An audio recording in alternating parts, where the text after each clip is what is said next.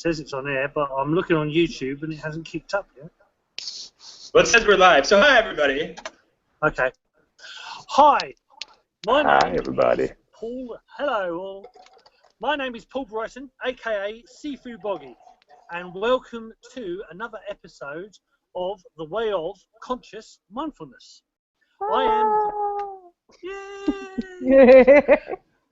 So this is basically a show of different people's points of views, different people's ways, their paths, their flows. So the co-hosts today are myself, Seafood Boggy, and I will pass it over to the lovely, the gorgeous, the ever so wonderful Michelle Infinity. Gratitude, namaste, all the people out there in the world. I am so privileged to be here. We are Tasmania, UK, the East Coast and the West Coast of the United States, and to all of the infinite galactic spiritual warrior family that we are reaching today. Thank you for being here, everybody. My hands are up in the air just as like praise for that we even get to do this, that we get to gather in this way. And so just all of my collective gratitude and love for all of the Medicine Tribe family. So yay! And today I met Ethan. Yeah, all of it. We're the web, the galactic web. So Ethan is my new soul brother who's a co-host on this podcast, and he is over in Oregon Coast. So take it away. Woo! I'm on the Oregon Coast. Happy to be here. Blessed, as always, to share the company of such beings such as yourselves. And I'm going to pass it over, because the show is really not about me today, to my new friend, Mr. Zulu. Over to you, sir. Ow, ow, ow! Hey, Ethan. Hey, Michelle. Hey, Paul. Seafood Boggy. I am Zulu Flow Zion. I'm down here in Tasmania, Australia. A little island which is supposedly part of Australia, but it's like the forgotten island that it's like the long lost cousin almost of Australia. People from Tasmania like are really patriotic, like they're like, yeah, I'm from Tasmania, but the people from the mainland of Australia are like, oh yeah, those guys down there. Interesting. So, USA. Oh, those guys over there. But yeah, I'm just down here doing my thing, living on a hill on the beach with I'm hanging out with my two beautiful children who are still well asleep. They might be up any minute now, but yeah, it's quite beautiful down here. And I'm honored to be here with you guys, sharing this space and flowing with you guys. And I'm excited to see what comes of this next hour or so, or however long we're on this call for. As long as you can, as long as you can flow for, my brother. It's around about an hour and a half, but it can be less, it can be more. It's all on you. Like I say, it's your show. It's your flow, so it's your show. And quite funny enough, the first martial arts I ever did was the qigong and martial arts was called Shun, from the Shun family system. Shun means to flow or fold. So it's very apt. It's very apt for the Way of Consciousness to have a show about flow and a man called Flow. So Zulu Flow. So it's all cool. I like it. Cool. So Zulu, you know, what is you? What is? I know you have your own show and your own website. So you know what is Zulu Flow all about? Zulu Flow. So for me, it is about flow. Like that's a chosen name. My name, Zulu Flow itself, Zulu Flow Zion. It's for me about coming back into the moment. The present moment, I find, is all that exists. Essentially, I see life as a series of infinite nows, one after the other. If you can imagine like a sphere of consciousness, or a sphere, like this moment being a sphere. And I've seen this picture actually of, I don't know if you guys are familiar with the Indian god Shiva. Yeah. There's this image that I've seen of him. I don't know if I was meditating one day, or if I just saw this picture actually on like the internet or something. But there's this picture of him holding a bunch of spheres, and he's like birthing moments essentially, and in each of this, in his hand is like a bunch of spheres coming out, and in this sphere is like a reality or a now, and they're going it. Have you ever stood in front of a mirror and then there's been a mirror behind you and you can see it just keeps going back forever? Yeah. It's like this idea of spheres that keep going back that way and forwards forever and outwards forever as well. So in each of those moments is a reality essentially, and that yeah, I feel that that's how the reality is, and I've had moments where when I'm meditating, when I'm being still, that I've witnessed this happen. I've sped up my consciousness to a state where I can see this birthing of moments, and the flow is all about being in that moment rather than being stuck in the past or in the future or in my head or thinking about this other stuff. Connecting to the moment allows flow to happen, allows me to open up to potentiality of whatever it could be, and allows me to have a choice over what I want to create in this moment. Anytime I'm not in that moment or in that now, that flow doesn't seem to be there. So you said speeding up your consciousness. That struck out to me. Talk about that. Yeah. I guess speeding up the how would I words are difficult sometimes. The speed at with which I'm experiencing that now, rather than there's no delay in between those birthing of those moments. I guess it's like this is happening. The more still I get, I say speed, but it's like catching up. It's more about stillness. You know what? That's perfect, because as soon as you got onto the call, like before this, I noticed that you had an incredible stillness inside you, and that you had that reservoir of that channel of presence, like that deep stillness, and that allows you to, I guess, be more fast or creative in the physical world. Can you talk about that? Your relationship to stillness or your inner? Yeah. Well, for I know me, I go to be quick. No, it's great. It's an excellent question. For me, let me just rewind a little bit. Growing up, Sure. there's been, as a child, I was with my mother for not very long before I was. She had to leave the country. I was born in Jamaica, little island close to you. Actually, You said you're in Florida. Yes. Yeah, it's quite nearby you, in the Caribbean, and she had to leave because of visa issues, and I was raised with another family, and then she came back to get me when I was about 3, almost 4 years old, and so as a child I was like moved around a lot with different families, different people, whoever sort of would take me in, because my mother wasn't very motherly, very maternal kind of person, and I met my father when I was 5, and I've just bounced around a lot of places. So as a youth, I didn't feel very like worthy of love. I felt abandoned a lot of, didn't know where I was going to be any minute. So there was that uncertainty, which it's kind of, there's pluses and negatives to everything. And this kind of led to me kind of not knowing where, or not knowing my place, or not knowing where I belonged in Earth, or with what my sort of purpose was. But I actually do have very young memories of about 3 years old of me. I don't know if you've heard of astral traveling, or like leaving my body, and I have astral projection, this sort of stuff. I have very young memories of me being 3 years old, 4 years old, 3 years old, literally leaving my body. And this might sound woo-woo to a lot of people, I imagine, but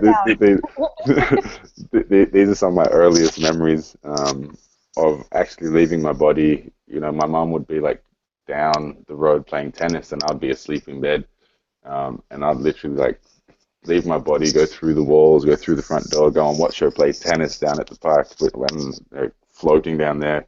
And then she'd like stop, and I would, oh shit, I better get back home into my body, and like fly back home and like lie back down in my body and wake up.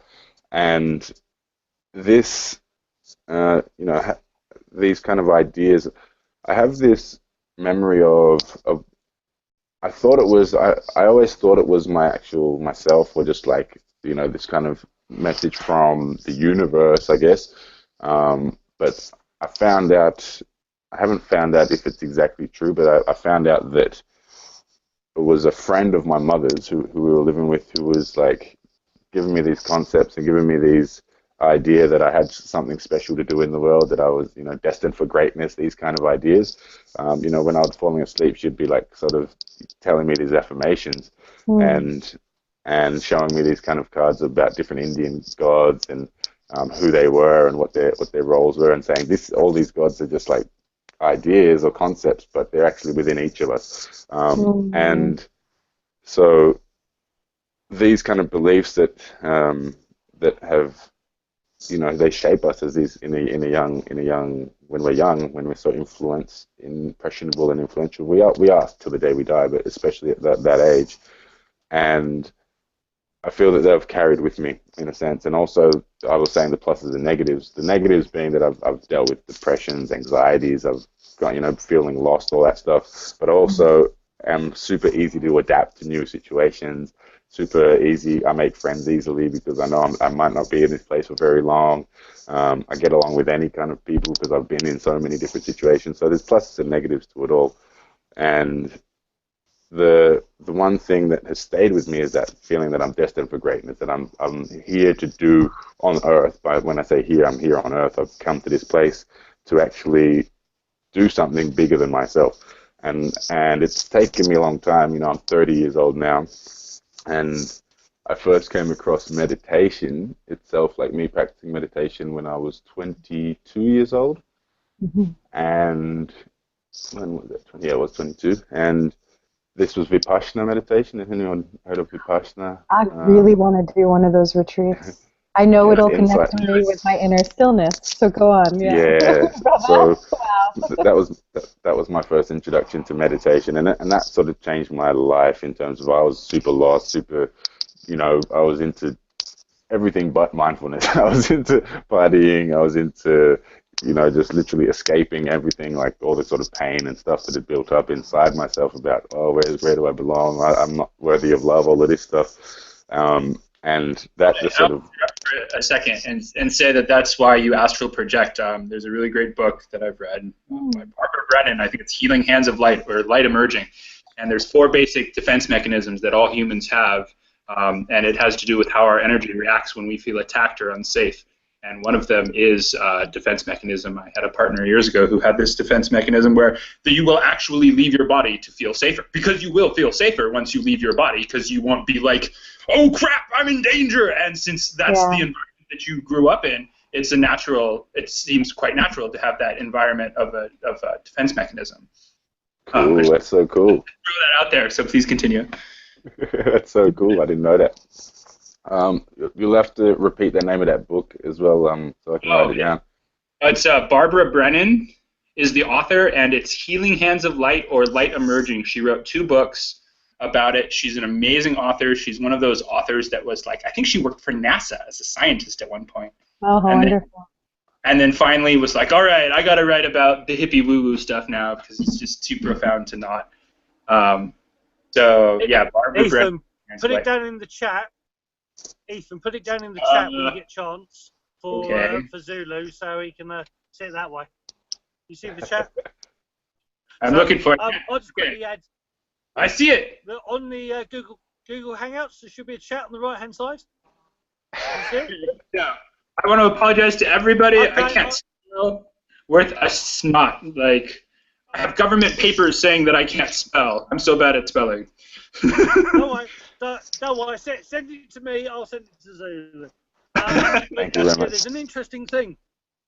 It's an interesting thing, like you were saying about like the whole woo-woo stuff, and I'm 46, and it's I've said this with Michelle in another show, is that when I was growing up, a lot of the stuff you all talked about, I went through and never told anybody, because I knew if you did, they would say you're mental. And grew up in martial arts. So my teacher at 11 years old basically said, you and I, as in himself, you have been my teacher, I have been your teacher many, many times, and it's now my turn to be your teacher again. And I turned around and went, yep, as in, because that made perfect sense. And I sort of knew it. And, you know, as we in the last 10 years, especially, things are progressing where you can start saying this sort of stuff. And you start saying, well, you know, as a friend of ours, Skull Babylon would say, is that everything is all one. You know, it's originally all these sort of things were in Taoism. They were the secret men ren stuff, the inside the door students, and you know, things you talked about, astral traveling as a kid. For a lot of people, that had to be trained. But I'm hearing more and more and more people like yourself. And me, I did it, where they were doing it naturally. And there's this legend, this story of there will be a period of time where, when the golden age is coming, there'll be a period of time where things that had to be trained will be naturally born. Meaning things like what in the past people had to training to master, there will be people who come along who naturally have it. And technically it's already there. It's you know, like anybody can learn to play the piano, anybody can learn to paint, anybody can learn to ice skate. It's just the level of ability that you will be able to master that. I just remembered I'm looking at the wrong camera. It's the level, the degree that you'll be able to master it. So everybody can do it. It's just how good you. And with that, it doesn't matter how good you do it, as long as you do it, because all is good. There is no good or bad. There just is. So it's about doing it for you. So I just wanted to add that, and I'll pass it back over to whoever. I'm going to step in real quick before anybody else gets a chance. It's my understanding that that's because of the vibrational frequency of the planet, because the vibrational frequency of the planet has been so low in the past that there's been only certain beings capable of holding that higher vibration, like the system busters that the Pleiadians sent in. I don't know if any of you are familiar with the Pleiadians or the 7 stars of the Pleiades. It's referenced in Native American lore as White Buffalo Woman. They have ancestral White Buffalo. Sorry. White Buffalo Woman in the sky, the great White Buffalo Woman who came from the sky. In Lakota, Dakota, and lore is from the 7 stars of the Pleiades, because she says she comes from the White Buffalo in the sky, and that's the 7 stars of the Pleiades system. There's a couple really great books about it. But so basically what's happening is the vibration of the Earth was so low at a certain point in history that it could only hold it's a matter of vibration. So like qigong heals cancer because cancer is a super low vibration. So you bring up your vibration, cancer can't survive in the higher vibration or the light, depending on however you want to look at it. So with that in mind, it holds true for the planet as well, the microcosm, macrocosm thing. The planet could barely hold these higher vibrational beings, and look at the chaos they caused. Like Da Vinci's a great example. You know, he was a higher vibrational being who came along, and all sorts of crazy shit happened because of that. Or Tesla. Tesla's another great example. So now that the vibration of the planet is going up, you see more and more the rainbow children, the indigo children, the crystalline children. I don't remember what came after the crystalline children. But you see these beings who are more and more of a higher vibration because they can stand to be on the Earth, because the Earth's consciousness has gone up so much compared to what it was in the Dark Ages. All right, I'm done. Now it's somebody else's turn. So you talked about this mission that you have, Zulu. Let's talk more about like because I think we all have that same, as we're talking about, you know, we're changing the planet. So yeah, continue on to the story of coming into your divinity. Yeah. Okay. The sense that I feel is that everyone who is born onto Earth has chosen to do so. Consciously chosen to do so, and with a specific purpose, mission, whatever you want to call it, in mind. Like and I have visions. Actually, I started this thing called the Global Hip Hop Collective a while back, and it was because I was into music, I was into rapping, I was into hip hop, dancing, DJing, all that sort of stuff, freestyling. Not necessarily graffiti, but you know, I did draw a bit when I was younger, but the hip hop thing and flowing, that's where flow comes from a lot as well, like being in the flow, rapping and flowing. Word. Not necessarily with my rapping style. It's not very. It is kind of lyrical and there's a bit of wordplay, but it's not so much about punchlines and that sort of stuff. It's more about the flow and how it sounds. And it's interesting because that vision came to me of, all right, I want to create and this was when I still had no idea of what I really wanted to do here. I was just trying out things, and I did a Facebook live cast about this the other day about if you don't know your purpose, just try things, and eventually you'll wear away those layers of. Yes. As David Data puts it, is like these concentric circles that exist within you, and the more you try out new things, the closer you get to that core heart purpose. And the concept that came to me with that hip hop collective was to be somebody who is, because I'm well connected. I know lots of people. I make friends easily. I've got 5,000 Facebook friends. I've got 10,000 people in my phone book, and got a stupid amount of people that I know.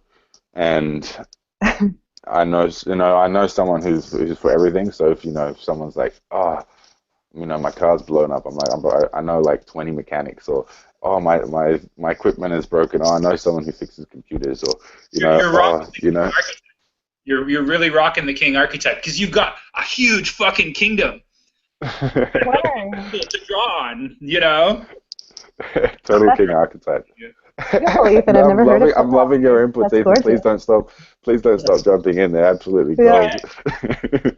Yeah, so you're in the king archetype and you're embodying the king archetype. So because you're in the flow of that archetype, you will naturally have a predisposition to be able to flow more with people because you're in that archetype. And something that people don't realize about archetypes that I'm really big about is archetypes are so universal that's what your astrology is. When you go by a planet, that planet so strongly embodies that archetypical energy that it puts a bend on the beam of light that your soul comes to Earth on. And also, archetypes are so powerful that they carry over through a lot of the animal kingdom. The father archetype, the mother archetype, those are things that you see in cats, dogs, certain kinds of insects. Yeah. So, I mean, the power of archetypes, they're very powerful. We consider them to be very powerful as humans for us, but I really feel like a lot of people really miss that the archetypes are so universal that you can see it in animals. Yeah. So, I'm done interrupting. Continue. Yeah, well, if you... Go on, Sifu. Go ahead, Paul. Oh, we're back. Mine's chopping out a little bit. Oh, no. Yeah, the whole thing with the archetypes. Can you guys hear me okay, by the way? Yeah. Cool. Yeah. Can you put the mic a little bit closer to your mouth? Come closer to us, Buggy. Is that any better? Testing, Yes. testing, 1, 2, 3. Just a little. Hello. Slightly. A little. We're good. Okay. Any... Yes, no? Talk to us. Oh, that's Sorry. way better. Yeah, let's do that. Good. And you look nicer Cool. too without earbuds. I'm going to speaking. Yeah, so the whole thing with even the same with the archetypes and Zulu, like the whole right with the archetypes. The media have been using archetypes for so long. Look at Coca-Cola, look at McDonald's, look at all these people. These are power symbols. The whole thing about Reiki, the whole thing about these different energies, symbols are archetypes. They are tuning forks. I love this thing. Qigong, a symbol, a logo, even a name is a tuning fork. It's a symbol. You think of the old tuning forks, hit it on the ground, bing. You raise that vibration. You focus on that vibration, and you get the C R. And that's what a symbol does. That's what the archetype does. It hones in your energies. Now, Zulu, you've got this. Yeah, you've got this leader energy. You've got this gatherer energy. Hence why it's very similar.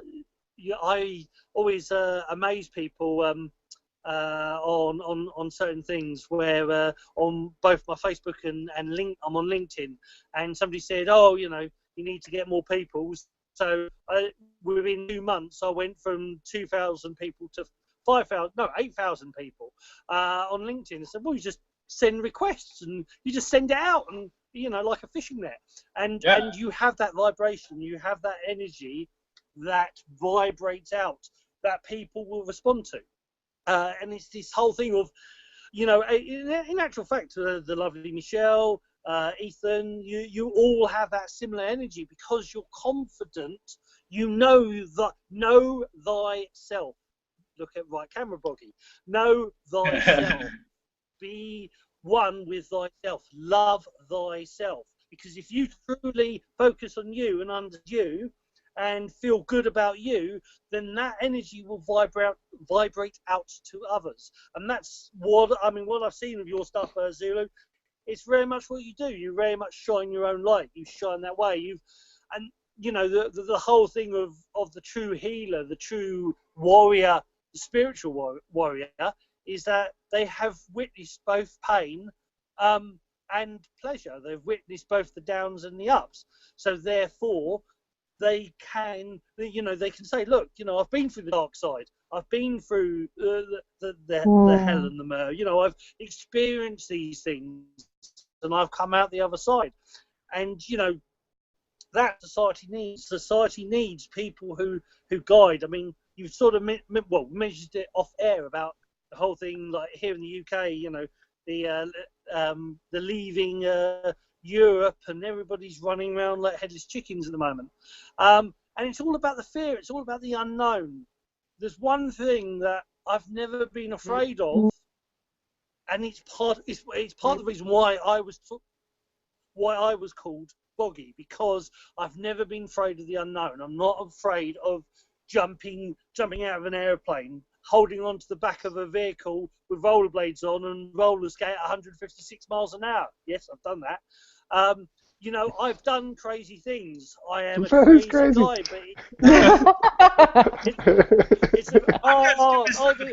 not that stupid.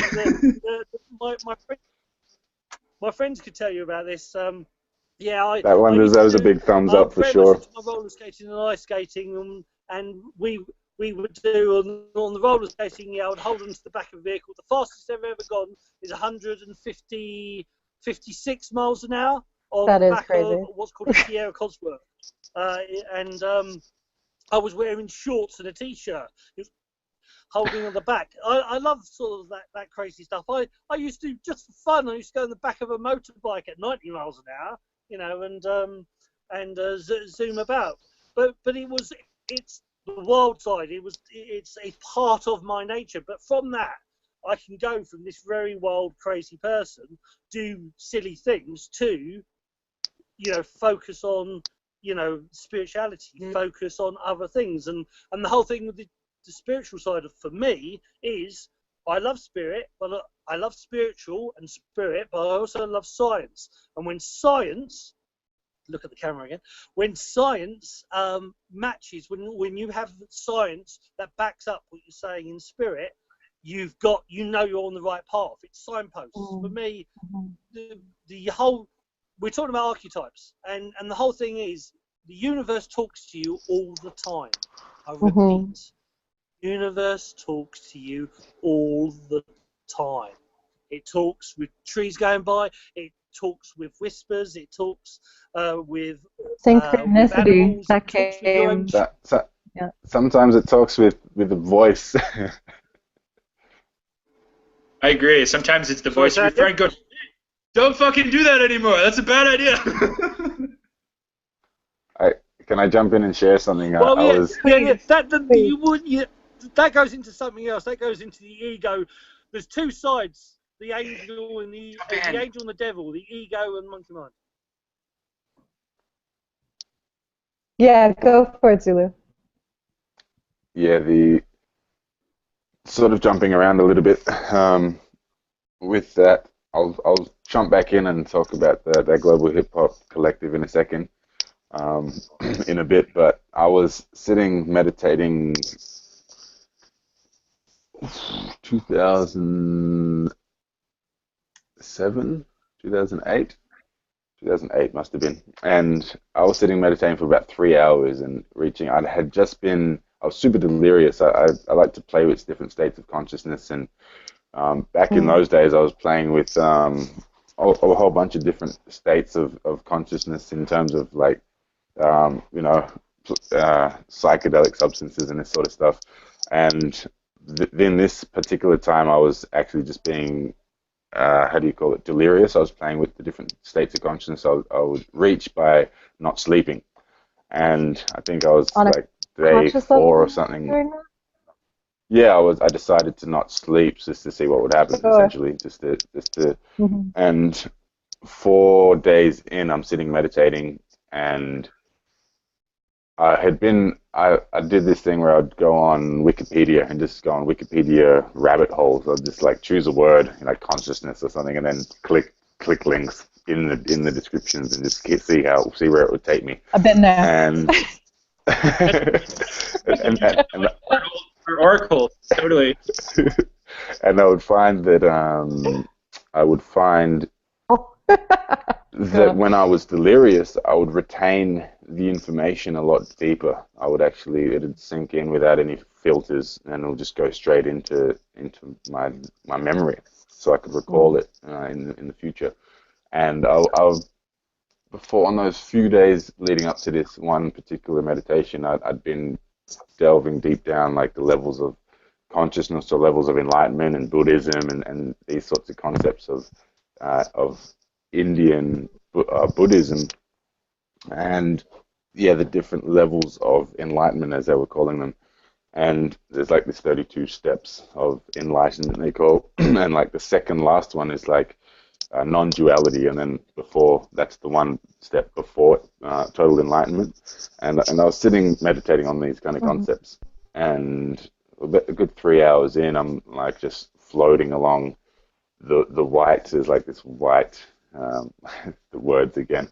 There's this white just expanse of space and a kind of rhythm going along, and I'm almost watching the birthing of moments again. This kind of being inside the space in between those. If you can imagine those moments, I'm like riding the space between each of those, and it's like this expansive white space. And what happened was pure stillness came about. So the rhythm slowed down, and there was no movement anymore. And it was almost this pulsation. I was inside a slow pulse, but it was kind of slow and almost felt still, totally still. And this experience started happening where all of my perspective from, like, if you guys are watching this, you're sort of watching from, there's a visual cortex inside your brain, which is creating this picture that you're seeing in front of you, and it's like you can feel that if you turn this way, your perspective is coming from here, from you, and this idea of my perspective here started falling away, and I started, like, the center of where I was falling apart and falling away, and this non-dual nature, I was experiencing this non-duality where I was like, I didn't exist in any particular one place.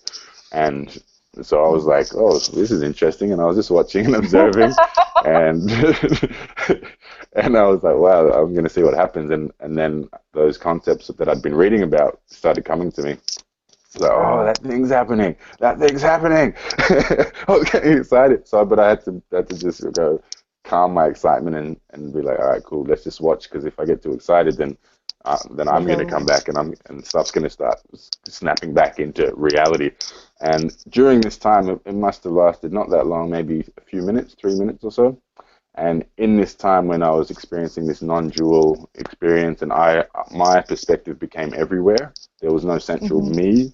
And in this moment, I heard a strong, first time I ever heard voice so strongly, like a voice, this kind of voice without words. It was just this kind of message that was loud and clear saying, you must do the healing arts. It was like this, you must pursue the healing arts. It was must, and the word was pursue, and it was healing arts. And it was like, it was your higher self. I just got it. It was your higher self. Shamanic journey, man. Spend 4 days on a shamanic journey on a vision quest. I was like, what the? No. And then I'll fast forward, and then actually about 20 seconds after that, I was like, I had this thought of, hang on a sec, what if there's no, if I'm obliterated, sort of my ego came back and was like, hang on, if you're obliterated, then there's no more perspective. What's going to happen to me? And I was like, oh, as soon as I have that thought, everything started going bang, bang, bang, bang, bang, bang, bang, and placing back. All reality started coming back together, and my perspective came back, and it was like, and then I opened my eyes and I was like, whoa, and I looked at the clock. It'd been 3.5 hours that I'd been sitting there. I was like, oh, that was an interesting, interesting meditation. And fast forward to 6 months later, I'm at a festival in Byron Bay, the Byron Bay Blues Festival, with a couple of friends of mine. And it was a long day, and I'd sat down, and I was feeling a bit like, oh, I'm getting a bit tired. Sat down next to some friends of mine who were from Melbourne, where I was living at the time. And I'm sitting sort of by myself with my friends who are over there. And I look over, and I see this woman who I'd never met before with her hand on a friend of mine's back. And I'm seeing, like, inside her hand, I'm seeing, like, this kind of energy, like a sort of just like pink and light blue light just swirling around inside my friend's back. And I'm like, I just looked over and went, hang on, that was a bit pretty trippy. And I like shook my head and was like, nah, I'm not even gonna I'm just kidding. I was just trying to center myself. So and then I was like, curiosity got the better of me, and I peeked over again. and this time I'm seeing like bigger swirls. They're like blue, purples, greens, like kind of sparkling inside her body, around her head a little bit. I'm like, oh yeah, cool. And then I was like, all right, cool. Just Zulu, just relax. You're trying to calm. You're trying to center and ground yourself. Just focus. So I came back to myself, and then curiosity again pulled me over there. And I'm looking again, and this time there's like full fireworks going off now. It's like a New Year's Eve party inside this my friend's body. And I'm like, wow, okay, cool. That's third time. I'm not tripping balls here. This is actually happening. And next time I looked over, she wasn't there anymore. The blonde girl wasn't there. She'd actually come and sit on this side of me. And I was like, I was in a bit of a state, and I was like, okay, now I'm sort of back. Like my curiosity, like I was centered. I'd grounded myself, and that had piqued my curiosity so much that I wasn't caught up in my head and caught up in my shitty mood. And I was like curious now, and I went over there and I sort of tapped this girl on the shoulder and was like, I'd never met this person. I'm like, excuse me, I'm Zulu. What's your name? And she's like, sort of didn't. She was having a moment. She was kind of in the mood that I was in a second ago. And I was like, she didn't really respond to me. So I'm like, can you just like tell me what was happening over there with all the colors and all that stuff? And she's like, she sort of dismissed me, shook her head, and went and was just like back to herself. And then I had to tap on her shoulder again. I was like, no, like, excuse me, can you please tell me, like, I saw some colors. And again, she's like, in her mind, it felt like there's no way in the world this stranger could be asking me what he's asking me. It's like, she didn't acknowledge it. And then the third time I sort of grabbed her and went, hey, I'm serious right now. Can you please tell me? My curiosity's killing me. Can you please, like, there was these colors, these fireworks, like, I've seen that stuff. Like, can you please, like, just tell me what was going on? And then she sort of clicked and was, oh, this guy's actually asking me a question, and was like, oh, okay, so he must have seen that. Like, because she was like, there's no way people could have seen that. He said, oh, I was just doing some healing on my friend. I'm like, oh, what kind of healing? He's like, oh, theta healing. I don't know if you guys heard of theta healing. Yeah. And I'm like, oh, cool, what's that? I've never heard of it. You know, I've been someone who's known about sort of a lot of different modalities up until that point. Never heard of this one. I'm like, oh, that's a different one. I'm like, never heard of this. What is it? So she started telling me about it, and she had like this folder of, she'd just done a teacher training like a year earlier and had been practicing and spreading the message. And she's like, oh, I'm actually from Melbourne. I'm like, I'm from Melbourne too. And she said, I'm actually running a course like in 2 weeks. I'm like, oh, I'm back in Melbourne in a week and a half. And I'm like, where's the course? And she's like, oh, it's in East Brunswick. I'm like, I live in East Brunswick. She's like, what address? And she's like, oh, it's on this street. And I'm like, oh, that's 50 meters from my house. Like, how much is the course? It doesn't really matter. I'm there. You know, that was like that was the message of, you must pursue the healing arts, and then that's the universe talking to you as that's a demonstration of how it can actually physically talk to you in that way and put you in the right place at the right time. And yeah, I've always been actually someone who's actually, I say always have been, of most 99% of the time, has been someone who's followed the intuition, because I found that if I don't follow my intuition, like I either hurt myself, like physically, or I hurt myself emotionally, or bad things happen when I don't follow my intuition. So I learned pretty early that following the gut feeling and that sense of, okay, this feels right, is the right thing to do, and just make it happen. If intuition tells you to do something, just never ignore that stuff, because it's that higher self, it's spirit, it's life trying to guide you to where that purpose is, or that mission that you're supposed to be on. So yeah, your body can't tell a lie. That's part of your intuition. That's why your intuition comes from your gut, is because your body is incapable of telling a lie. That's how muscle testing works. Everybody familiar with muscle testing? Yeah, I'm a clearing practitioner.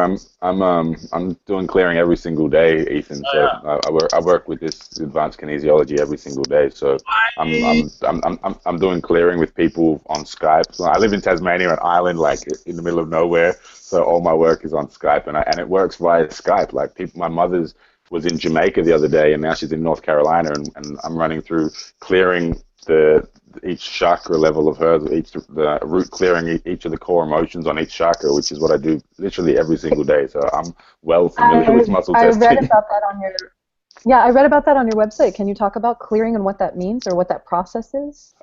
I'd love Ethan to finish. I will share that. But, okay.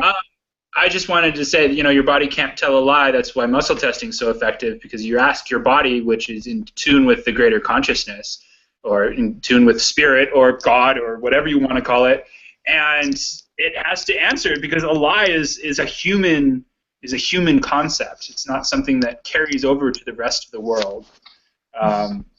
So that's why your body is incapable of telling a lie. That's why muscle testing is always 100% accurate. And I found out some crazy stuff through muscle testing. Like what? Tell us. Like what? My friend. Okay, so my friend who introduced me to muscle testing.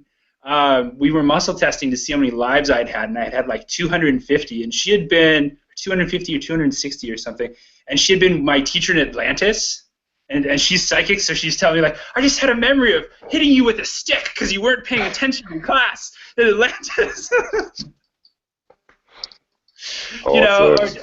Or from that to like having health problems and getting advice from health, and like I'm a fairly strong guy. I exercise religiously. I can do a fair number of pull-ups and all that sort of stuff. She's this like kind of smaller lady who's in her 50s or 60s, and when we do it with fingers, you pull your fingers apart, and like I used to make by hand. I can do 2-finger push-ups. She's pulling my fingers apart like it's nothing, and then we'll come to one that's true, and then she can't budge them. So it's I found it to be absolutely one of those great things to smack skeptics with. Like, oh, really? So you don't believe this? Well, let's try this.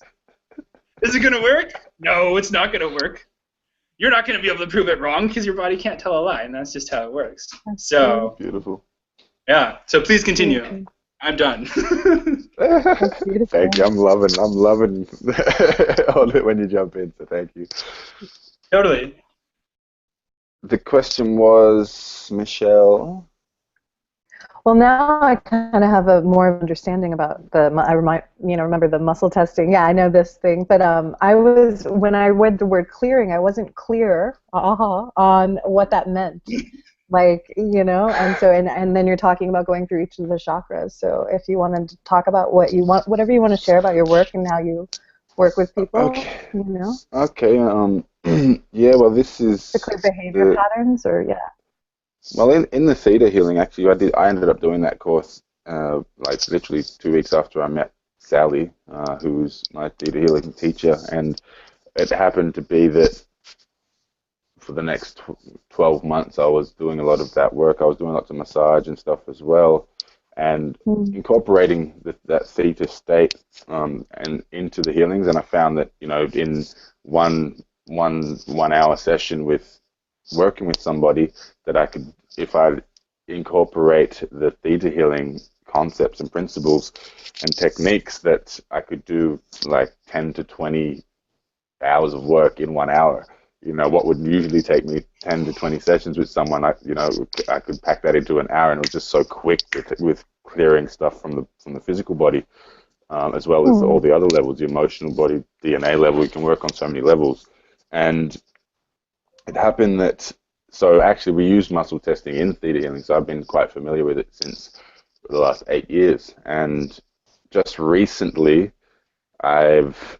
so about a year ago, I did advanced clearing practitioner training with a guy named Dane Thomas, who created this thing called the spiral clearing process. And this is something that he'll be actually someone great to jump on this on this conversation, Paul, by the way, because he's doing great things, and I'm sure he'll be up for something like this, having a yarn. He's doing Facebook Live things. He's working a lot with men's work, doing lots of archetype work as well, and he's big on the masculinity stuff as well, and the spiral dynamics, and all of these concepts, the chakra systems. This essentially the spiral is, and the clearing technique, the advanced clearing stuff, is combining the spiral dynamics and also kinesiology with the chakra system, with NLP, with a bit of coaching, and a whole bunch of different modalities put on top of each other.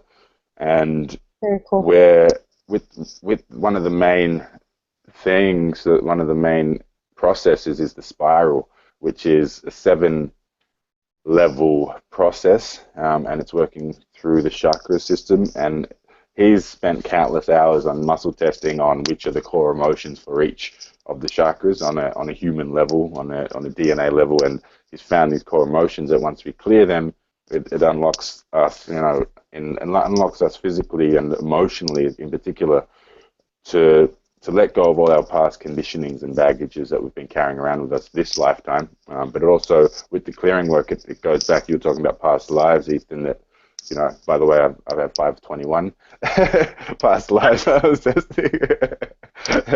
And I was testing that as you were talking, actually. And I want to know. What have I done? No, actually, I wanted to jump in for a second and say you can collect stuff from past lives. I had an energetic parasite from a long time ago, like many past lives. The cool thing about this work is and also I have common kind of a persecution complex, because my purpose here is to hold a certain vibration. So I was the spiritual caveman who was a cliff dweller who had to hide out because people were trying to fucking kill me because they didn't like my perspective on things. So you carry that too to a certain extent. The first thing the doctor said when I was born was, "This one's a fighter," and I'm not really a fighter in the traditional sense, because I don't enjoy I'm not the kind of guy who wants to go out and prove my masculinity by how much pain I can inflict on my opponent. But that concept of that kind of oh fuck, here we go again. I had a session with an energy worker one time, and that was apparently because she was talking to myself from that time, and that was basically my exact words was, "Oh no, not again," when I hit the birth canal. So here we go again. That's right. Oh crap. So I think we might all be saying that one. Oh no, not. At some point, I'm sure everyone's soul goes, "Oh, okay, here we go." I'm actually learning quite the opposite, which I just wanted to say because I totally relate with that, and I live in that frequency a lot. But at the same time, I recently had a transmission where I recognized how to be embodied is a gift, a sacred gift, and there are way more astral peoples, let's say, or souls or consciousnesses than there are embodied ones. And so to have senses and a body and a physical, I just saw how special that all of my energetic beings out there look at this as such a precious gift, and that my resolution in the last year has been to wake up with that sacred reverence for every morning, so I don't get trapped in that oh God, not again, because I've been doing that. Quest change, is that what you said? Quest change? No, gratitude. Gratitude. Oh, gratitude. Quest change. Change your quest. Yeah, gratitude. Same. Yeah. Well, it's that whole being appreciative for what you have. It's like the difference between, I've talked about this before on the show, about faith and truth, right? So faith is your friend loses their wallet. And you say, wow, that must suck to lose your wallet. And then you lose your wallet, and you understand the truth of how much it sucks to lose your wallet. But really, you look at that on a bigger perspective. You look at like all of the great healers. They went through fucking hell. You know, like there's a holistic healer who lives in America who's amazing. His name's Paul Chek. He's had every kind of allergy that you can have. He's been through the ringer. He grew up in an abusive family. He was neglected, all of that stuff, because he understands the truth of it. And once you understand the truth of it, then you can actually have a much better heartfelt soul connection with people than you could in any other way, because you know the truth of it. So you know what they've been through. You know, because a lot of, like, it's if you look at our language, you know, people say, I understand. That doesn't mean anything. I mean, that's a word. To truly demonstrate understanding, it's best to repeat back to the person basically what they said, because it's so much more powerful when they know you have had that same experience, or you can relate to their experience. So as a healer, as someone who got up every day, for me, you know, I was dyslexic. I didn't learn how to read till I was 12. I wet my bed till I was 8. It took me forever to learn how to ride a bike. All of this sort of stuff. As a result of that, I understand the truth of how awful it is to experience those things, so I work out religiously because I was weak, and I understand the truth of what that's like, and I don't want that for my truth. But as a result, I'm able to empathize with people who are not, whereas if I had been strong my entire life and fit and capable my entire life, I wouldn't have that understanding. So I would only have the faith that it sucks to be in bad shape, that it sucks to not be able to keep up with your friends, that it sucks to piss your bed till you're 8 and not have any control over it. But I understand the truth of it. So therefore, to me, the relationship with it is much stronger than it could be any other way. Yeah. And that's what we go through as healers, and that's what the whole shamanic process is about going through, is going through the fucking hell, so that way you can experience the beauty of it, you know? And go through the chaos to find the calmness. Yeah, something else I talk about is gestation period. You know, how long does it take the flower to sit in the shit before it grows? You know, how many lifetimes does it take going through hell before your soul blossoms? And there are so many. What is that? Martial arts is a big thing. How many people have you? Boggy? We've lost you, Boggy. Boggy, come back to us. Okay, you're back. I'm sorry, you're back. With signal. I'm back. Yeah, it's how many leaders out there? How many healers out there who, you know, were poorly children? Who, like in martial arts, I've qigong and kung fu and martial arts, but in the East, you can't do the martial side without doing the healing side, without doing the spiritual side. And the amount of people who were poorly and then learned from that, you know, they learned to heal other people because they first had to learn to heal themselves. Yeah. The Taoist point of view is before you can heal anybody else, before you can love anybody else, before you can help anybody else, you have to do it for you. You're first. And it was interesting, 10, 20 years ago, people would say, oh, that's being selfish. Why is helping you being selfish? The more I help me, the more I can help others. But as I've sort of said before, is that I then help others to help myself. You know, it flips both ways. It's the whole circle. But the amount of people, and I'm looking at 3 people here who you have your woes from your past, but those woes have made you so strong. Those woes have made all of you guys so mighty and so beautiful now. Yes, guys, you're beautiful, but don't worry, you're safe. But the whole point is you know, your strengths come from your weaknesses. You know, in the West, there's this big thing of yin and yang, as in opposing opposites. Things are right or wrong, good or bad.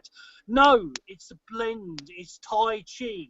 The yin and yang, that little symbol, the yin and yang, is actually called Tai Chi. It's the balance of the night and the dark, the masculine and the feminine, the up and the down. And from your downs, you know, if you survive them and you progress through them, you will learn and you'll get stronger. If you don't survive them, they'll come back in your next life, because everything from your past will come back in some form or the other. But anyway, I digress. So, back to the mighty Zulu. So many things coming up and along the way.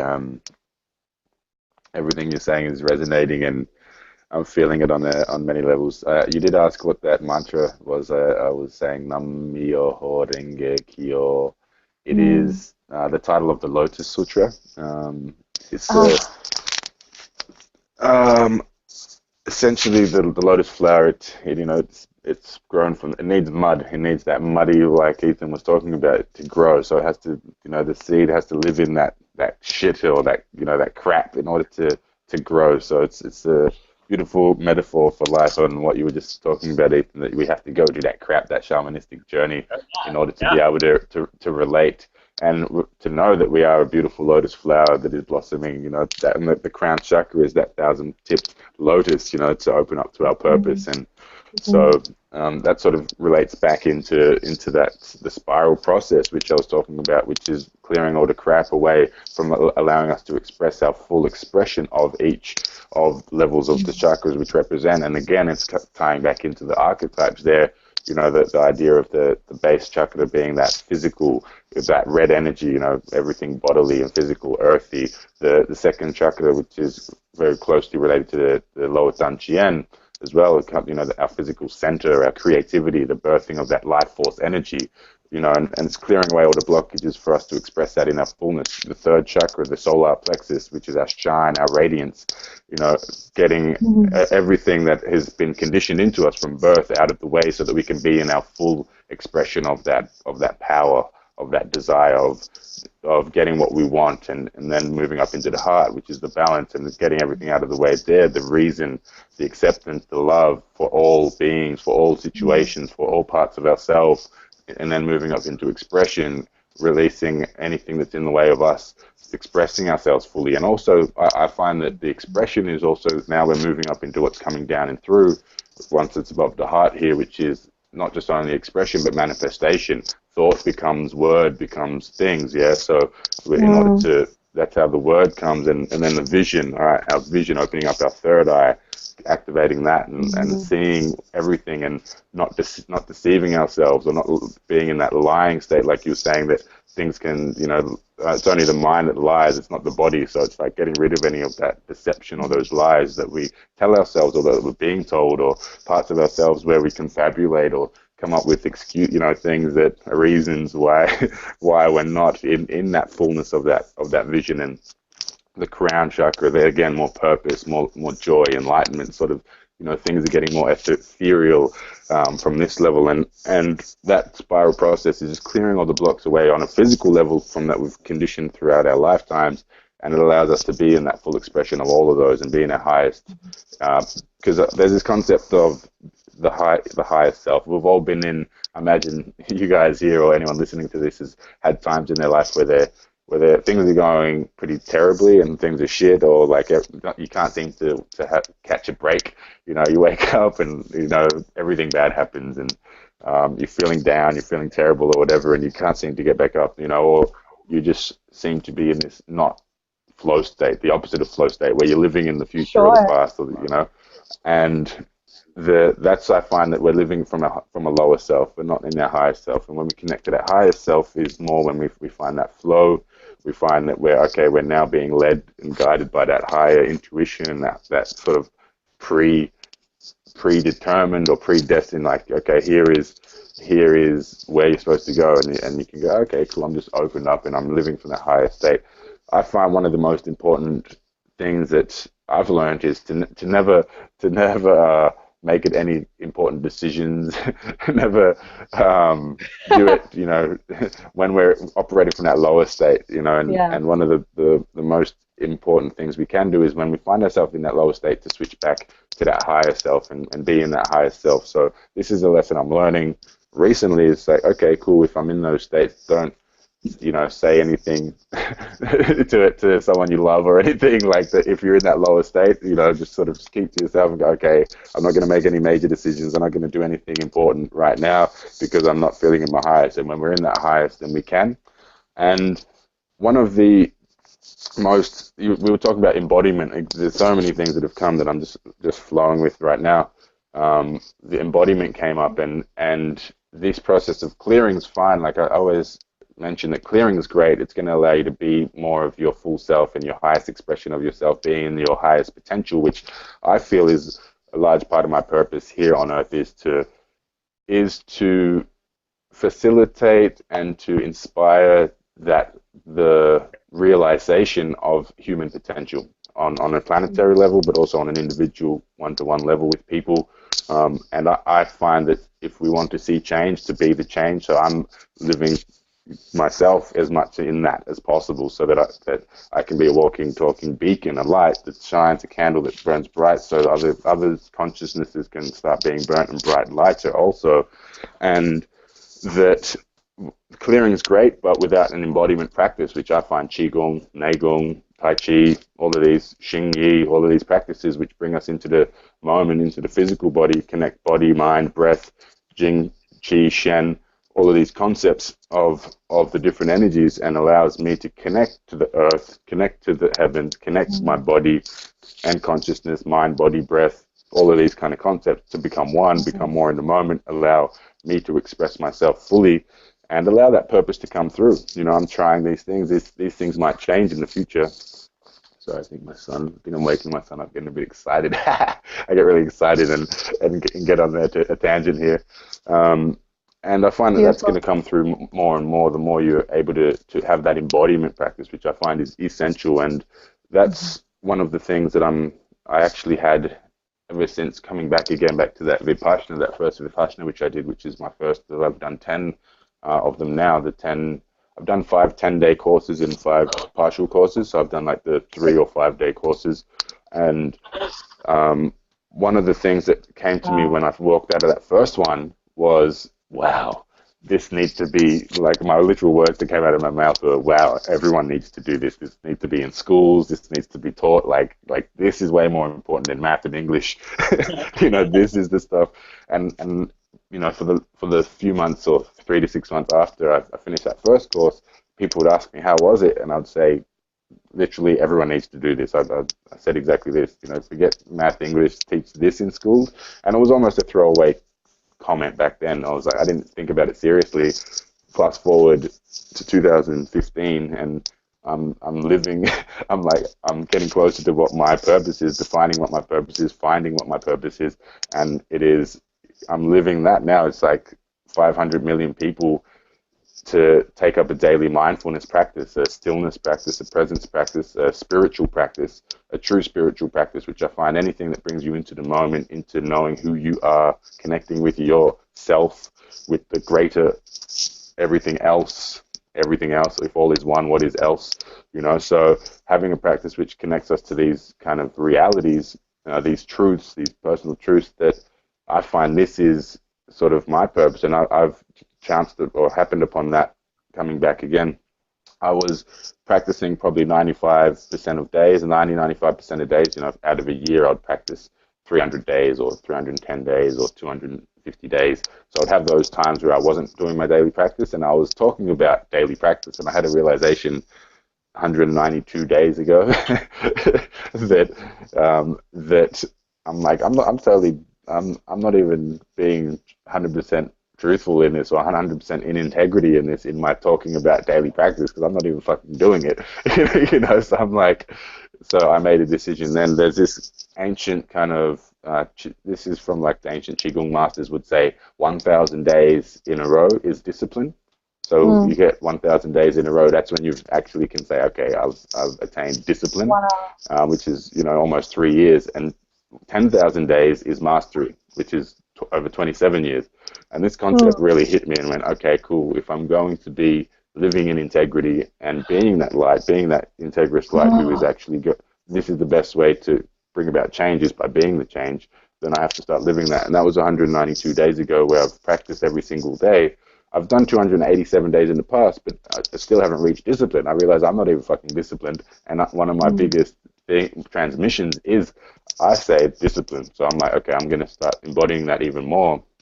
And and every single day I write on my bit of paper my absolutely must-do list, which is how I, you know, do be productive in the world. Even when days when I don't want to do anything, I'll write my list and say do nothing, so I can cross that off. But I'll have on that sheet 192 out of 10,000. You know, and I know that that's my goal, is to reach that mastery level. So that's a conscious decision I've made to be that. So I guess the takeaway, or like what, you know, there's much that I've mentioned in that, and also gratitude comes in there as well. There was another concept that came up, gratitude. When we're grateful for what we have, we get more to be grateful for.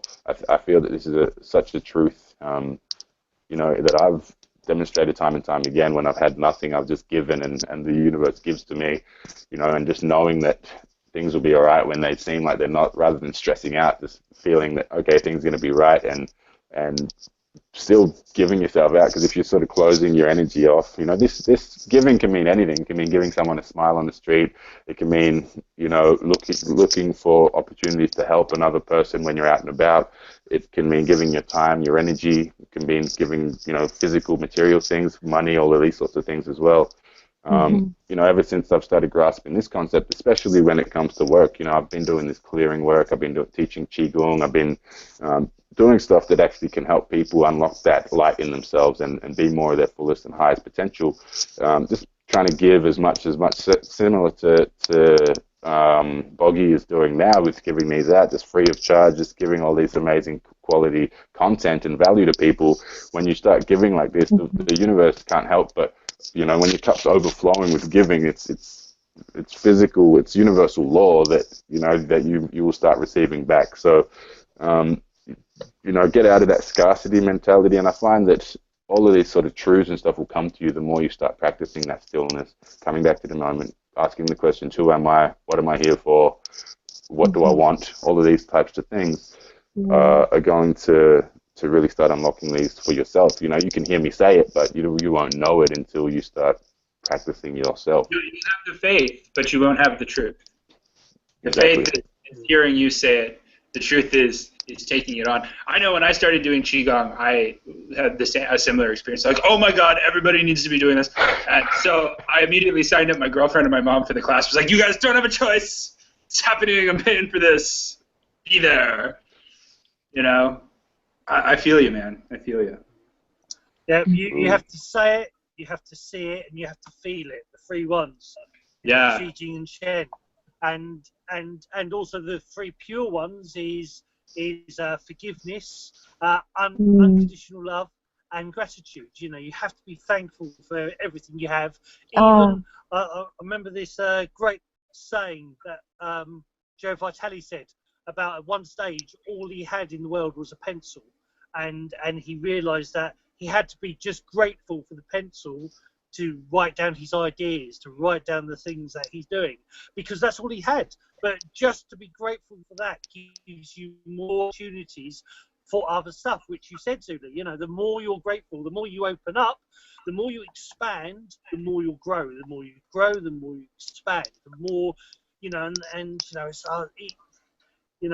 resonates so much with, you know, my seafoods were saying the same thing about the whole thing of daily practice. Daily practice is key, and daily practice is like rowing upstream. While you're doing your daily practice, you're rowing upstream. But as soon as you stop, even for a day, you'll go back, because you're using that energy. So you need to, and it's the dynamo effect. You need to keep building it up. You need to keep growing it. And no, nobody's perfect. I miss days. I've got to the point where I know, heart of hearts, I should be doing at least 3 hours a day, and some days I only do 15 minutes. Now, for 15 minutes for some people, that's tons. And then when you've done lots, you know, 15 minutes is like 15 seconds. But it's the whole thing of forgiveness. Forgiveness is then the important thing. When you miss a bit, or you can't do as much, or you can't help somebody as much, you have to be able to forgive yourself as well as everybody else, and forgive that person. You know, if they're not listening, or they can't, you know, they're not ready for what you're giving, then you have to forgive. You know, it's forgiveness. That person will be back when they're ready. You know, there's no point. You know, like the whole point of what we do is, this is out for people to watch, and if 5 people watch it, or 5 million people watch it, in a Taoist way, in a boggy way, I don't care. I don't care because it's. I've said this before with Michelle and Brendan. The story about the starfish. You know, is that there was thousands of starfish on the beach, and this little girl was picking up one starfish and throwing it back into the ocean. And a man came along and said, "There's thousands of starfish. You can't save each one." And she said, "But I'm saving this one. But I'm saving this one." And that's the point, is that or at least my mission, my journey, is to help as many people, but help when they're ready. I throw it out there, the information's there, and it's a little bit like a joke. When you're ready for it, you'll get it. But you're not ready. But if you're not ready for it, you won't get it. How are you throwing starfish? Yeah. Oh, my throwing starfish. I made boggy throwing starfish. They kind of look like this, but they're cooler. They're made out of different fabrics. Shuriken. Totally, they're Poseidon's throwing starfish. I make Thor's hammers too. Poseidon. I love you. I just sent a battle wand off to somebody. Boggy's got a battle wand. I just got a soccer ball. That's all I got. Oh man, no! I'll make you steer the gods, man. Warhammer! Yeah! I love that we all have our chosen weapons. That's right. That's Ethan. We got a little piggy too. This is my shtick, because I make weapons. That's right. Lightsaber! Oh my goodness. Because Taoistically, it's all about play. It's all about fun. Unicorn. It's one thing I learned. Very Some ferocious. teachers I had were serious, but there were other teachers. It was all about fun. You know, be a child, be childlike, take responsibility like an adult, but play like a child. Totally, it's the sacred play. You know, with the mantras, mantras, with the mudras, with the meditations, with the qigongs, you learn them, but if you're not having fun with them, it's not coming from the heart. So you're not loving it, man. And if you're not loving it, jump in, Michelle. I'm sorry, but I just had an epiphany. So flow state and discipline. So you need that playful, childlike spirit essence in order to ride that flow, because that's what I'm learning how to be in that flow more and more. But at the same time, that discipline, that kingly, like ancient, like Eastern discipline, you know, or Native Americans say, or shamanistic discipline, that ancient discipline, basically, it's probably, it's universal, it's galactic, right, can be very heavy. There's a responsibility, there's a understanding of all of the levels that we are, like, in service to, right? Like the reality of what we're here to do. But then at the same time, you have to balance it with this flow state, this angelic, this playful consciousness, this dancing in the moment. The wise fool archetype. This is exactly what a good friend of mine, Alpha Mama, beautiful friend of mine, dubbed this. She had that similar epiphany then, that because I run a 7-week challenge program, which is essentially 50 days of qigong. Like, that's the basic, but there's other aspects to it as well, such as a mastermind, a daily journaling, and a daily success template, which we do, which is like 10 habits, which if you do them, you can't help but progress toward your higher purpose. And in that, she was kind of struggling with exactly what you're talking about, with finding that sort of that masculine and every single day doing it, you know, and the flow of the feminine, and she was like, and then she was standing one day doing her Neigong stance, and it came to her. She's like, oh, I get it. It's marrying the flow, that bliss, following your bliss, with doing what you know needs to be done, whether you want to do it or not, which is discipline, you know, and marrying the two. And she dubbed the terminology blisscipline. That's great. So she calls it blisscipline. So when you can tap into that blisscipline, and then you've married that middle way, and you can walk that middle path. And it's not an effort. It's what naturally inspires you anyway. It's realizing that you're being disciplined to live that higher purpose, to live your bliss, to follow your bliss. And it's like, it's a no-brainer then to just do the practice, because you know that you're going to be able to serve more people. You're going to be able to live your purpose to a higher degree when you're doing it from that place, rather than this kind of, you're whipping yourself on the back place. It's like, oh no, I'm actually know that this is helping me live my bliss even more. It's anytime you can connect your goals to your dreams that you will truly succeed. Because if you can't connect your goals to your dreams, you're not going to have the motivation to do it. Like, it's just, well, it's just not I find that motivation, I find, it's a finite. It's like motivation is like an outside. You know, it's that kind of being whipped by the slave driver is motivation, or having that carrot dangling there is motivation. Whereas if you're naturally inspired from within, you have that breath of life. Inspiration never runs out, and it comes from within rather than from the external. Because it's being fed by your dreams continually. Exactly. Your dreams are continually going into that, so it's continually.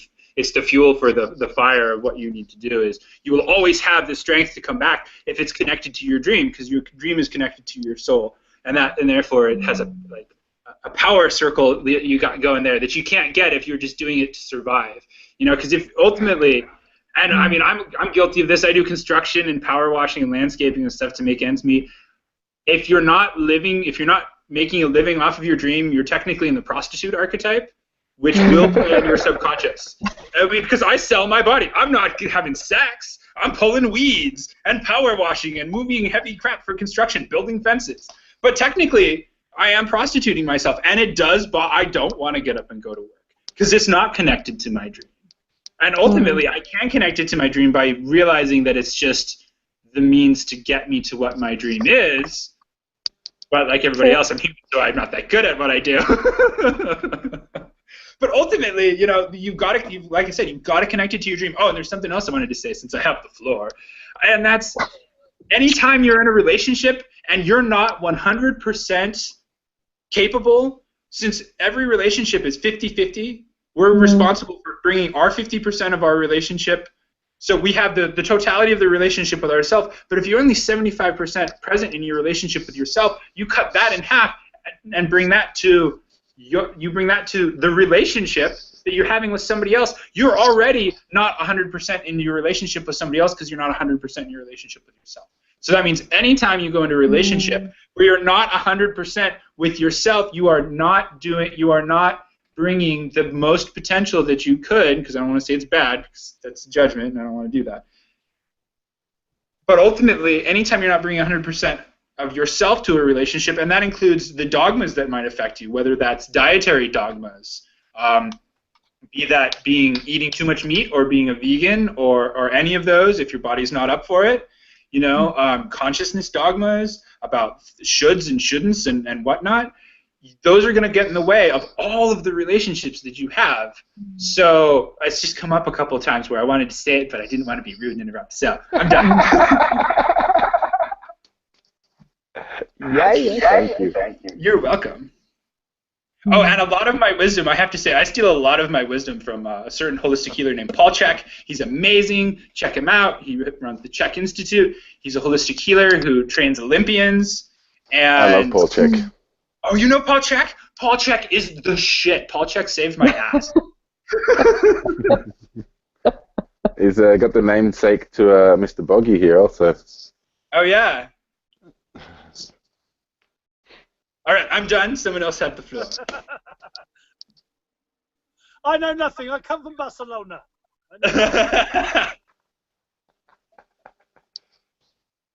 But that's part of Taoist wisdom.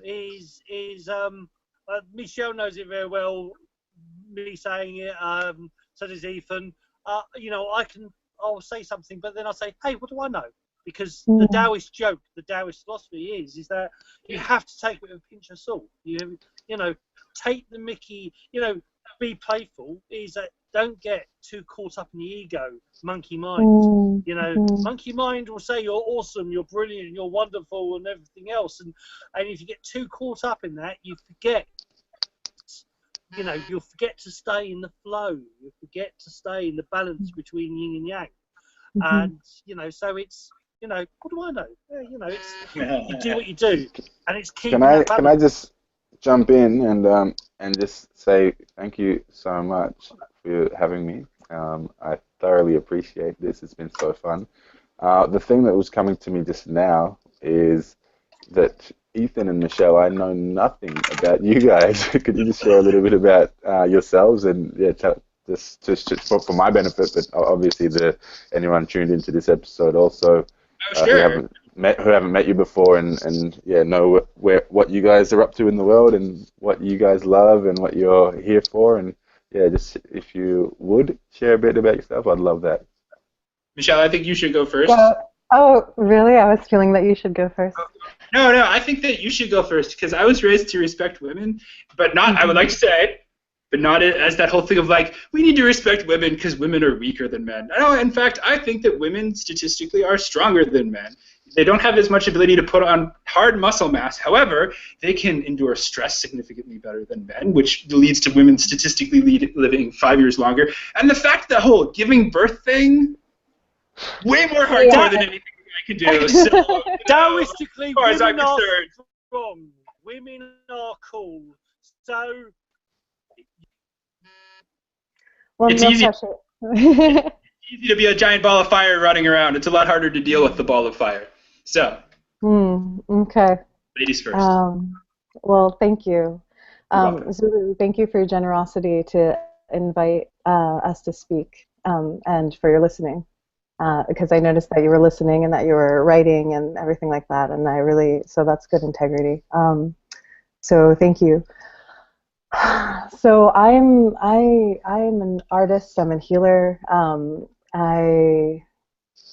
I don't know what to say about myself at this moment. I feel shy, actually. That's interesting. I wasn't expecting to speak about my divine life mission is similar to yours, where I feel like I'm called to teach and share the ancient wisdom that I know that I carry, and I do that in the world through working with people's heart energy. You spoke about how the fifth chakra and the sixth chakra are intertwined, and I do that same thing where the fifth and the sixth in the heart.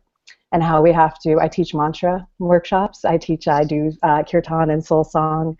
I do shamanic work mixed with bhakti yoga, and I teach people through yoga itself, the physical practice of yoga and embodiment. I know you do qigong. Oh, I wanted to mention something. I was doing, I was swimming in the ocean today, and I was doing Tai Chi in the ocean, and I was imagining. Nice. That's the and I was imagining this flow state. Yeah, I was imagining this flow, and I wanted to talk about how, and I'm a water sign with a lot of fire, so you talked about being a ball of fire, and I have 5 planets in fire and 5 planets in water, and so I was imagining that be like water, that I think Paul posted on the page where it was like, be like water, my friend, and he said that Bruce Lee actually got that from a Taoist saying. So I think that, so that's what I do. I use all of these disciplines, just like you and all of us, in order to guide not only the masses that don't know this, but also us, to remind each other that this is what we are here to do and be in the world. And just like I said what's that, baby? We need a support group. We need somebody for when we're like, fuck, I need a shoulder. Because you can't turn your shoulder. Yeah, so the last thing I'll say is a lot of the things that I do, it's all about, a lot of my work right now is about opening the heart, living from my heart, and then allowing, that's really what is up for me right now, is just how much can I be an embodiment of my heart chakra and that forgiveness, compassion, gratitude, all of that, and how can I show up for all y'all and for myself and for everything else that exists. So beautiful. Thank you so much for sharing. My honor. Thank you. I feel like I know you a little bit better, a little bit deeper. Better. Thank you so much. Gratitude. All right, I guess it's my turn. Let's see. Do you want to know Your turn. It's my turn. Rewind. Rewind the clock and give us a rundown of how you came to be here. Quick rundown. I'm 29. I'm a Virgo. My moon's in Gemini. My rising is Cancer. Born on the Oregon coast in the USA, which is basically where I still live. I moved around a little bit. I'm autistic and dyslexic. I was homeschooled my whole life. I was in preschool, so up till I was about 4, which is basically 4 or 5, which is basically daycare. And then I was homeschooled in the middle of 20 acres of swamp by my mom.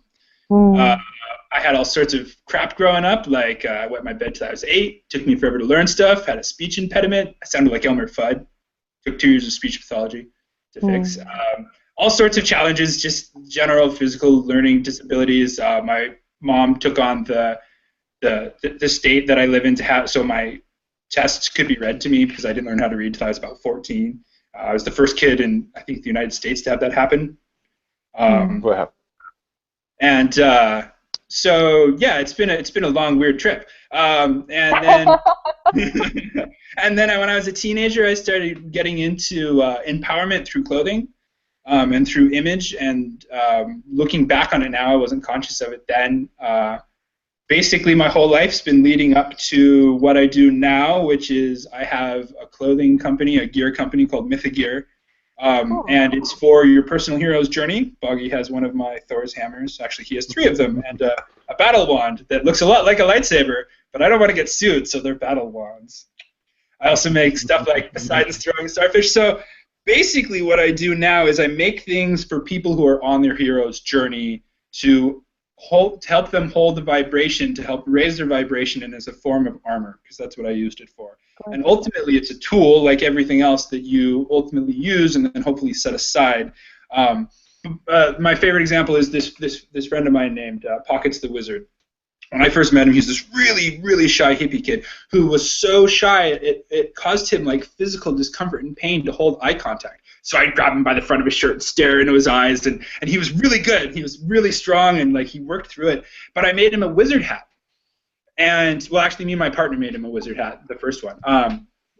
And what that allowed him to do is that gave him the confidence that he needed to go out and break his shyness, because he felt more confident because he had this magical item to carry with him into the world. And I based it on everything that I've learned goes into what I do. So there's vibrational theory. I made some hammers for one of Boggy's friends who's in a band, and I played the song one of their songs while I was making the hammer. So it has the vibrational in it, vibrational frequency in it. So going back to Pockets, so making him a hat gave him the power and the strength to go out and be brave and talk to people, and it completely changed his life. And I actually made him a new one not that long ago with 22 pockets in it. And each pocket's functional because I don't do non-functioning buttons, and I don't do non-functioning pockets. One Sure. moment, my daughter's just got up. I'm just gonna go grab her. Okay, cool. Maybe we could have him, when we close the show in a little bit, maybe we could have him, if he feels called to lead like a mindfulness meditation, because he was speaking about Vipassana. Let's do it. Okay, that's what my idea was. Someone can ask.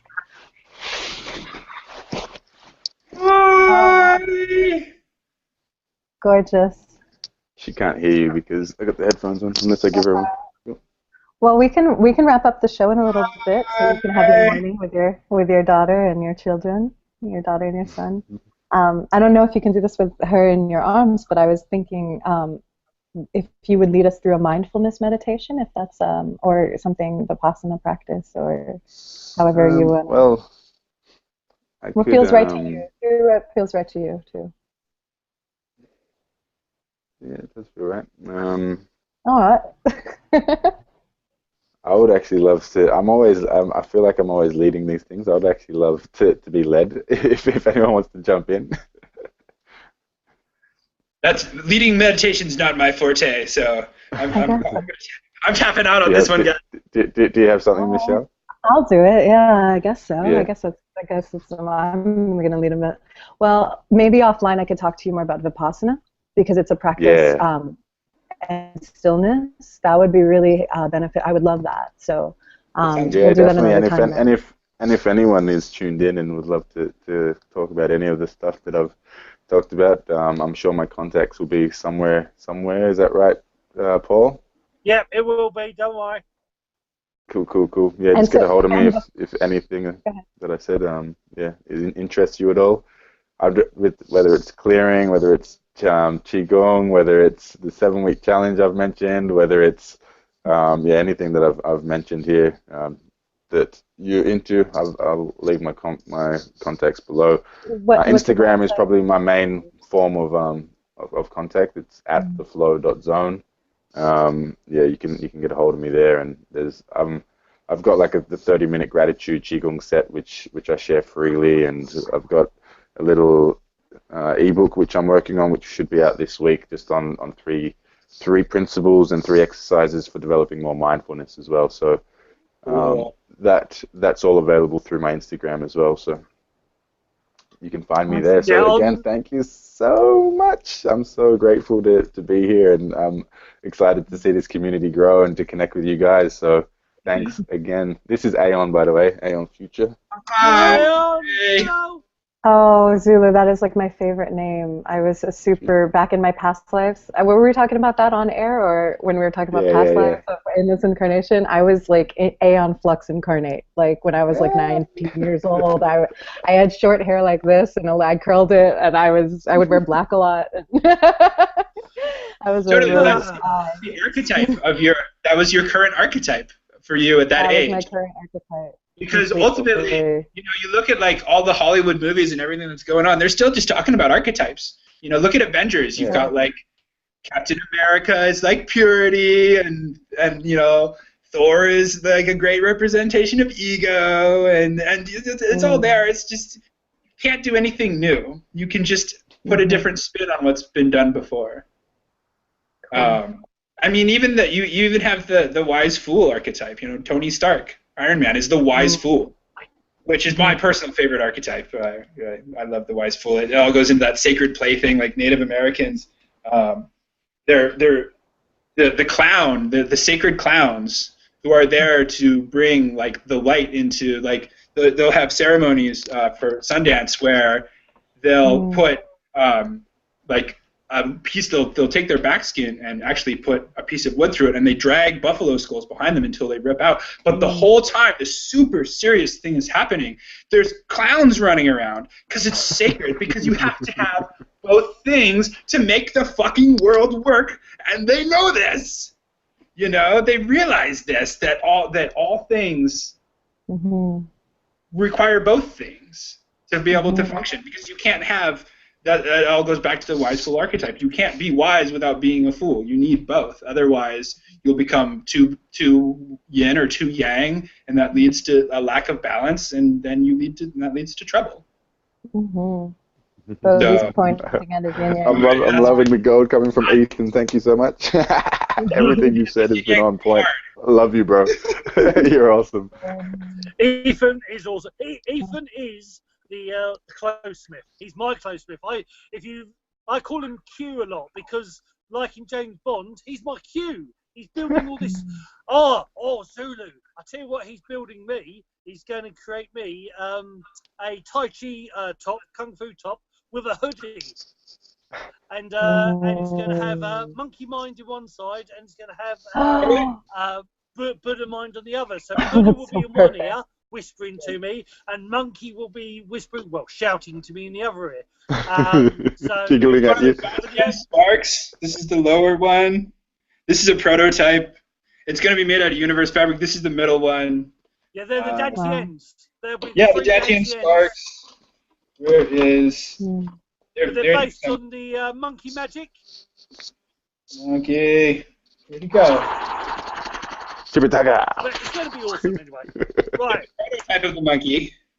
I made it out of a Hawaiian shirt because that's what I had. They're going to be all made out of universe fabrics. There's a Buddha in here too somewhere. Buddha! Buddha! Prototype. Made out of Hawaiian fabric. Oh. Right. Yeah, well, you got to prototype it out of something. They're all going to actually be this really epic. Where is it? I have this really epic universe fabric. They're all going to be made out of this stuff. A long way to go. This is what he's like with me. Oh yeah, and there's going to be.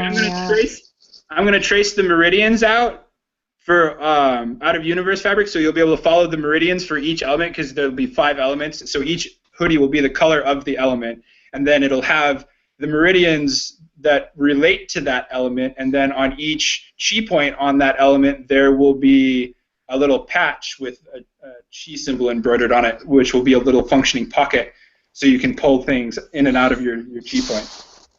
Oh wow! Yeah. And a bunch of other stuff. Yeah. How do we spell Mythagear, by the way? Let's see. Mythagear. I have a website coming soon. I have a Facebook page. I'll send it to you, Zulu. Thank you very much. Nice. Right, okay. It is okay, I feel it. 6 o'clock there, Zulu? 7. That's 8 minutes to 7. Right. Okay. Well, I think my signal keeps cutting out in and out a bit. So, Michelle, if you'd like, if Zulu doesn't, if Zulu doesn't want to you want it? do a mindful meditation, would you do one, please? Yeah, I'll do my best. Thank you so much. I would. It's just I've got this one here, and no, it's perfect. It's all perfect. So let's all just come into our own version of stillness.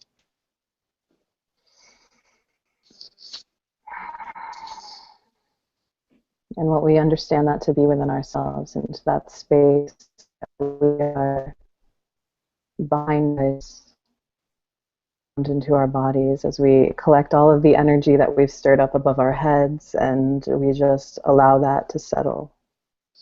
And we draw that energy down into our inner being through our mind's eye, through our hearts. And we can collect it into our lower dantian, into our sacral chakra right below the belly. And if you would like, you can put your hand onto that center.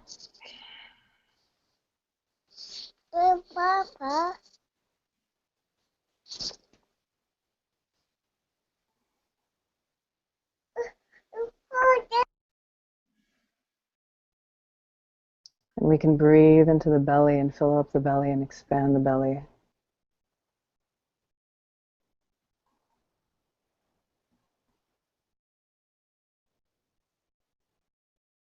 And we can allow ourselves to expand. Like the entire universe expands with our breath in and out. Coming into the now moment. And we can mix this sincerity and this stillness and this lightness of being, the grace of play, the grace of the angels, the grace of the archangels. And so mixing and merging our seriousness of meditation, our presenceness, and our practices with the invitation for Spirit to guide us in our journey of life.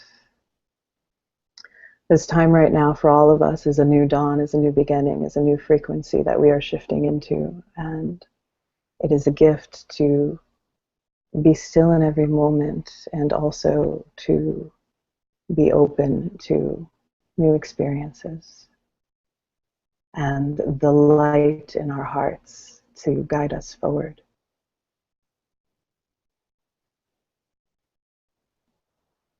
So I invite anybody listening at this moment to set an intention for something that they want to bring in to this new way of being in the world, whether it be faith, whether it be an understanding of truth, whether it be a balance of the two halves of ourselves, or whether it be a mission to align with leadership and also grace. And then breathe that into your heart, into your lower dantian. And ask to become an embodiment of who you are already.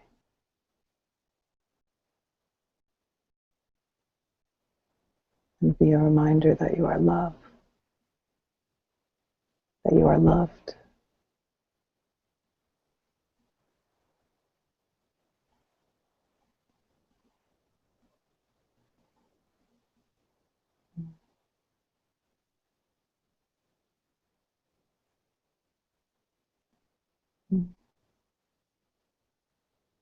And that all of your opposing energies are in harmony. And you are one. And know this. Mm. Mm. And with gratitude in our hearts, we surrender into the stillness.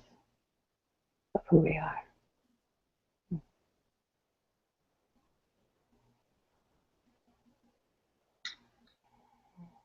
Aho. Namaste. And so it is.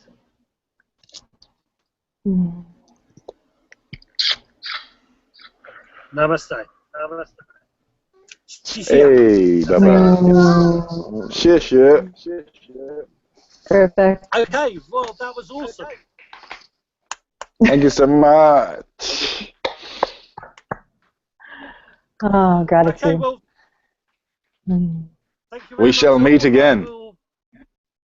I think we will. We I have think met you before. and I, Zulu, I think you and I, Zulu, definitely need to have a chat in the future via Skype or something. I would definitely like that.